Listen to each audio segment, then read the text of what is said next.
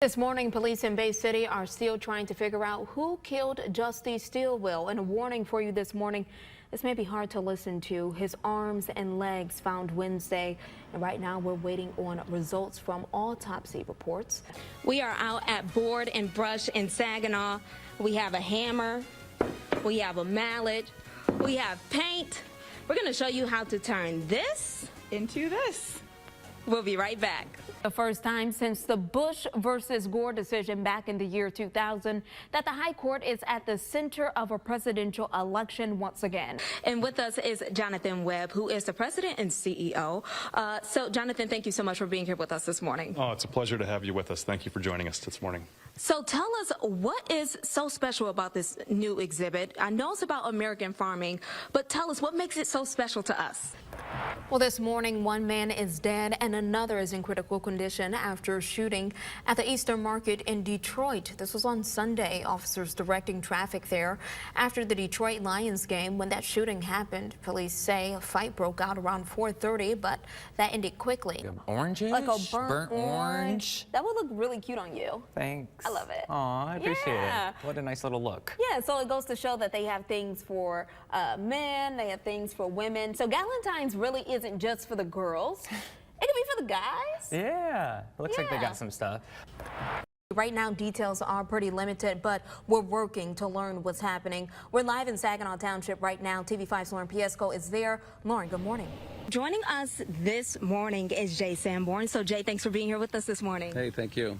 So this is the second year for the Rib Fest. So tell us a little history on the fest and how excited you are to be back. Well, So let's take a walk. Walk us through. Alrighty. So down this hall we have rooms. 27 with big dreams. This one's right here is handicap accessible. It's a closet right here. We have all of our cleaning supplies. We do have chores that we have to do. Hollywood dreams. When I was little, it was acting. Still alive for Saginaw native Jasmine Brooks. And I feel like it's still that. Now back in Michigan. I've been doing auditions in California, Florida, Minnesota. Hopes of being an actress now on hold because, like many across the country and here in mid-Michigan, the dream now finding stable and affordable housing. It was just difficult to focus on anything. Jasmine now relying on the Mustard Seed Shelter in Saginaw. It just gives you a break of just from the world. You can focus really on you and the goals that you have set for yourself. A safe place and women's shelter, creating community until women and their children can find permanent housing. It gives you room to just progress. And now the ladies there, along with their children and people in shelters all across the state. Initially, I never planned to be here for 10 months. I actually thought the process was going to be really quick. Staying longer than usual. But it wasn't. The process is jump starting now. So yeah, I'm looking for places. Jasmine is like many others looking for affordable housing. I'm just looking for something that's in budget. Needing housing now. Most people don't work with housing programs, and the ones that do, it's like probably not the area you want to live in. But forced to wait. It's really multifaceted right now. The housing crisis, leaving thousands of Michiganders like Jasmine without a home, struggling to find somewhere that's safe, reliable, and affordable. This is not just a California problem or a New York problem. I mean, this is a Michigan problem. Right now in Michigan alone, a need for 190,000 housing units, and that number expected to increase. When you think about that high of a number, that's just going to happen in a few years here. You're going to have over 2.5 million people that could be looking for housing. The housing crisis making an impact in Michigan in multiple ways. A real crisis of affordability for folks across all levels, whether that's people looking for affordable places to rent a unit. Those looking to own a home now dealing with Interest rates or just the flat out cost to build things is becoming a huge challenge. another layer, housing diversity. Missing things like duplexes, triplexes. And so the housing crisis really runs the gamut: affordability, availability, accessibility to people with disabilities, but also just diverse types of housing. The question now, It affects everyone in our state. how to fix it. It's really going to depend on who you ask. Tim Clant, director of MISHDA's Partnerships and Engagement Division, a part of a new team now tackling the crisis with a first-of-its-kind statewide housing plan First, we want to cultivate and sustain a connected and collaborative housing ecosystem. Second, we want to produce or preserve at least 75,000 housing units across the state. Goals and priorities differ by region based on a letter system going from A to O. Region G, covering counties including Gladwin, Midland, Saginaw, Gratiot, and Bay. We identified 3 priorities: communication and education, home ownership, and housing stock. Region H, covering Lapeer, Genesee, Shiawassee, and Tuscola. The housing stock, just growing in general, our amount of housing, rental housing, our housing ecosystem, and particularly how we're using that to empower folks to prevent and end homelessness, and then housing communication. The overall goal: To find housing available for everybody.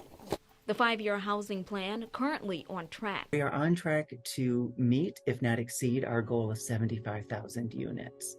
Tim admitting, although it is a good start, the housing crisis in Michigan still has a ways to go.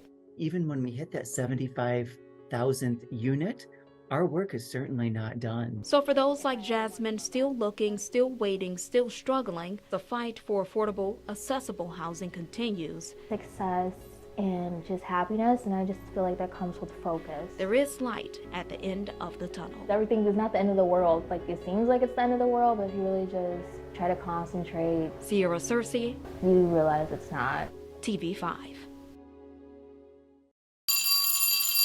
Take your rugs out. You're just going to work for about 5-10 minutes. It's just a complete lack of respect at this point.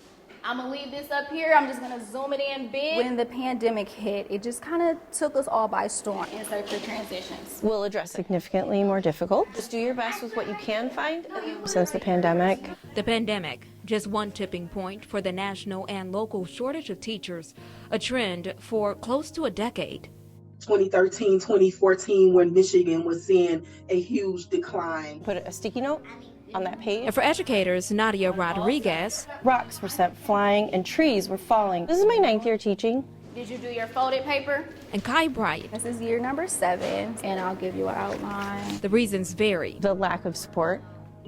One of the biggest things is the more teachers that leave, the more that gets put on our shoulders. Something that tends to be the burnout, I think, for teachers is we take the work home that we can't finish during the day or during the week, and we aren't compensated for that. Go ahead and get yourself a folder. So what does this mean for your child? To have substitute teachers in front of our students, which we have an excellent pool of subs, but our goal is to have certified teachers in front of our students. Our ideas on paper, we've done some brainstorming. Getting young people to go into teaching, a struggle. And that goes back to the number of people that are enrolling in these education programs that are credentialed through the Michigan Department of Education that has reached that certification and has had that education. There's not a lot of people out there right now. But there is a light at the end of the tunnel. New solutions now in place statewide with various programs like Future Proud, My Educator, offers a $10,000 scholarship to up to 2,500 future educators. And here in mid-Michigan, So we were able to partner with Saginaw Valley to launch the Grow Your Own program for those staff members who already had a bachelor's degree and to train them to be teachers. Grow Your Own, now in phase 1 in Saginaw Public Schools. The program takes about a year, or should I say 3 semesters. They can choose the elementary track or secondary track. If they pass the Michigan Teacher Certification Test right away, they were offered the teacher salary with sign-on bonuses. In the second phase, a teacher apprenticeship program, where now we're targeting our support staff that have high school diplomas, associate's degrees, or college credits but have not obtained a bachelor's degree, and we're partnering with Delta College with a pathway to Saginaw Valley. And this program could take anywhere from 1 to 4 years. As for Bright and Rodriguez, honestly, this fills my cup up every day. Like, I have 100+ kids, and with the different personality, like, it really fills my cup up every day. Think about numbers and buildings. Miss Nadia. When people say to teachers, well, you knew what you were getting into. Being a human shield is not one of those things. And we will do it because we love our children. And it's not only our trauma, but looking into the faces, these young faces, and having to explain things to them and having to walk them through it. It's emotionally exhausting. I need you to work on that right now. Okay? I love them like they're mine. Can you come here for a second? And it feels like the idea of leaving. Searcy, Just do your best. Feels like you'd be abandoning your own children. TV 5 News. I need you to work on that right now. Okay? In mid-Michigan, a push for more equality and equity in education. Data shows kids from low-income families struggle with getting good test scores because of a lack of resources, both at home and at school. As TV5's Searcy reports, one local community center wants to bridge that gap.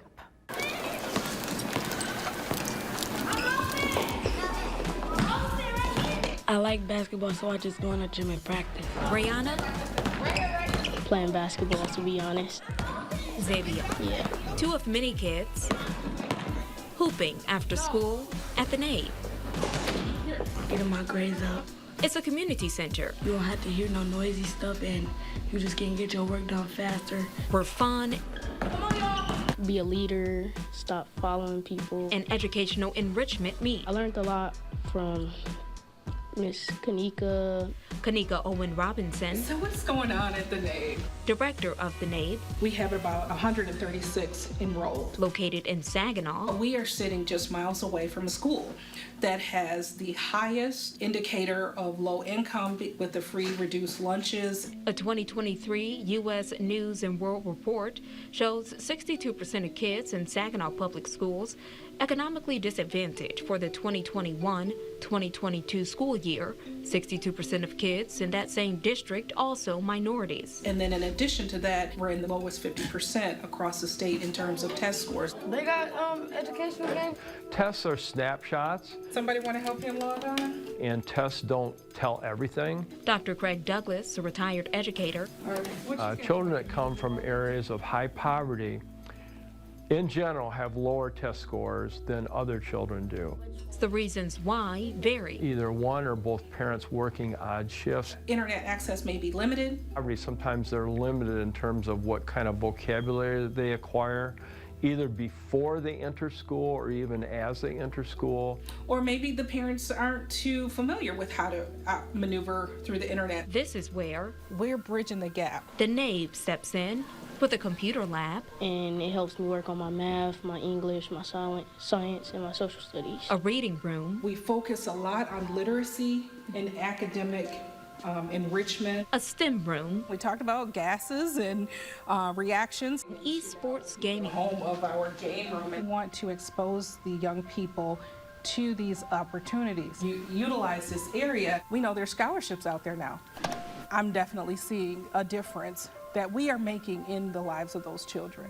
Although the gap in test scores continues to expand between majority white school districts with low poverty rates and majority black school districts with high poverty rates. It's a factor, and let's just be honest and open about it. It's a factor. The push for equality in education goes on. And if we have resources to address that, why not attempt to address it? With places like the NABE and centers just like it standing in the middle. The question was asked, what are you thankful for? He says, I'm thankful for the NABE because I have a place to come and they support me. Bridging the gap. And I get to play basketball. Searcy, TV5.